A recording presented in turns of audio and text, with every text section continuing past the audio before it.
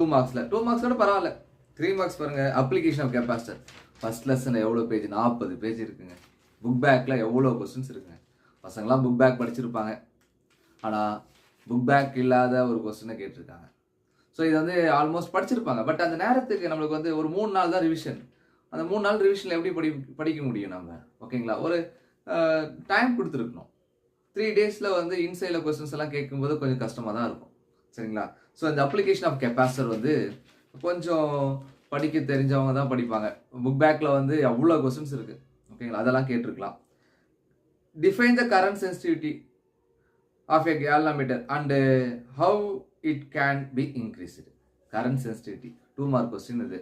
இது book back கிடையாது. இதுவும் book interior. But last year ஒரு 2 இயர்ஸ் முன்னாடி கேட்டிருந்தாங்க. ஓகே, 24ல் கேட்டிருந்தாங்க. பிடிஏ கொஸ்டின் பேப்பர்லேயும் இது கேட்டிருந்தாங்க. பட் புக் பேக் கேட்டிருக்கலாம். ஓகேங்களா? ஸோ அதோட இன்னும் 28 question. Average power of AC over a cycle. இது என்னங்க கொஸ்டின்? ஃபோர்த் லெசனில் எவ்வளோ கொஸ்டின் இருக்குங்க.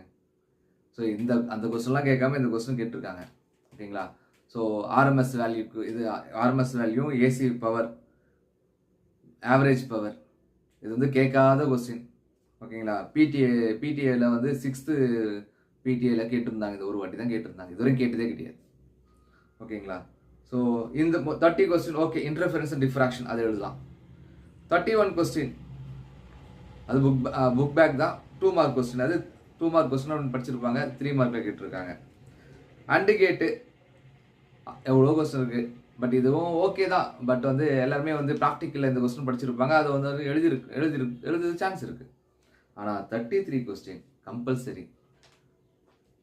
What bro? ஓகேங்களா? ரொம்ப ரொம்ப டஃப்பான ஒரு கொஸ்டின்ங்க இது. இது வந்து எப்படி டிவைட் பண்ணுவாங்க பசங்க? எப்படி மல்டிப்ளை பண்ணுவாங்க சொல்லுங்கள்? Nu not equal nu times of minus of MV square by H. இது வந்து வியோட வேல்யூ அப்ளை பண்ணணும். ஓகேங்களா? சரி, நியூவோட வேல்யூ அப்ளை பண்ணணும். 9 × 10⁻14 ஹெர்ட்ஸு. அதுக்கப்புறம் எம்மோட வேல்யூ அப்ளை பண்ணணும். வியோட வேல்யூ அப்ளை பண்ணணும். ஸ்கொயர் பண்ணணும். கீழே 2 × ஃப்ளாங்ஸ் கான்செப்ட் அப்ளை பண்ணணும். அதை டிவைட் மல்டிப்ளை பண்ணணும். எப்படி மல்டிப்ளை பண்ணுவாங்க? லாகும் சில பசங்க பார்க்க தெரியும், சில பேருக்கு பார்க்க தெரியாது. ஓகேங்களா? மல்டிப்ளை பண்ணுறது ரொம்ப கஷ்டம் இந்த கொஸ்டின். ஓகேங்களா? இந்த கொஸ்டின் வந்து ரொம்ப கொஞ்சம் நல்லா போயிட்டுருக்கலாம். ஓகேங்களா? ஸோ அது இல்லாமல் வந்து 5 மார்க்ஸில் ஓகேங்க.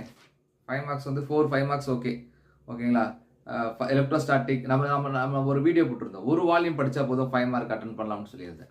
ஸோ அந்த மாதிரி ஒரு வால்யூமில் படிச்சிருந்தா எல்லாம் 5 மார்க் அட்டன் பண்ணலாம். ஸோ அந்த மாதிரி தான் கேட்டிருக்காங்க. பட் இதில் வந்து ட்விஸ்ட்டு. ஃபர்ஸ்ட் கொஸ்டின் பார்த்தோம்னா எலக்ட்ரிக் டைபோல் எழுதலாம். ஓகே, எலக்ட்ரோஸ்டாட்டிக் பொட்டான்ஷியல் எழுதலாம்.